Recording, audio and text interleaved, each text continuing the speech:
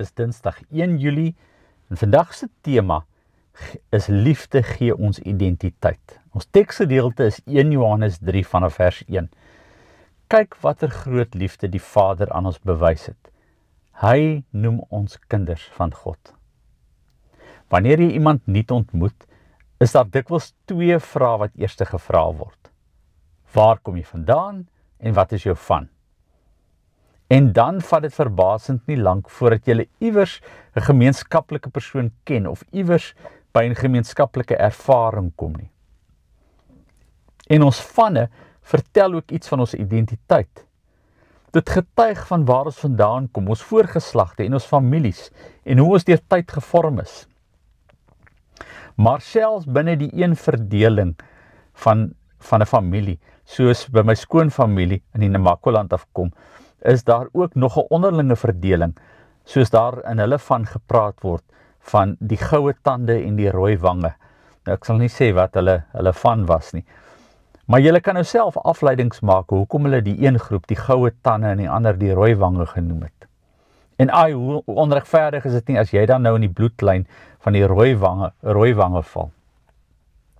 Te midde van die verdeling binne een familie en hoe dit groter en groter word as ons oor die grense van taal en kultuur beweeg, bly almal op die einde tog een identiteit en dit is ons bly mense. En tog is ons geskape na die beeld van God wat ons een maak. Maar wie is die ons waarna ons dan verwys? En wie is die wêreld wat ons dan sê God liefhet?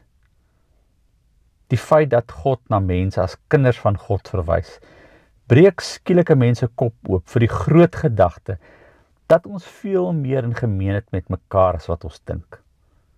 Goue tande of rooi wange, ons almal het dieselfde voorreg om kinders van God genoem te word en in dieselfde genade te deel. En elke liewe keer as ons 'n baba in die kerk doop, word ons aan hierdie belangrike realiteit of identiteit herinner. Jy word nie God se kind deur soos wat jy groot word nie, of deur jou menswees wat ontwikkel nie, of soos wat jou vermoëns meer raak nie. Jy saam met ander, hoe verskillend iemand ook almal wees, word geseën deur 'n Vader se onvoorwaardelike liefde wat ons sy kinders noem. Hoe verander hierdie perspektief die wyse waarop jy jouself en ander sien en met hulle meeleef? Kom ons bid saam. O Hemelse Vader, U het ons geskep na U beeld, met waarde, met doel en met liefde. U ken elke hart, elke naam en U roep ons, een vir een, kind van God. Dankie Here dat U ons identiteit nie baseer op wat ons doen nie, of wat mense van ons sê nie, maar op wie U is en op wie U sê ons is. In U oë is ons nie verlore nie, nie verwerplik nie, nie anoniem nie.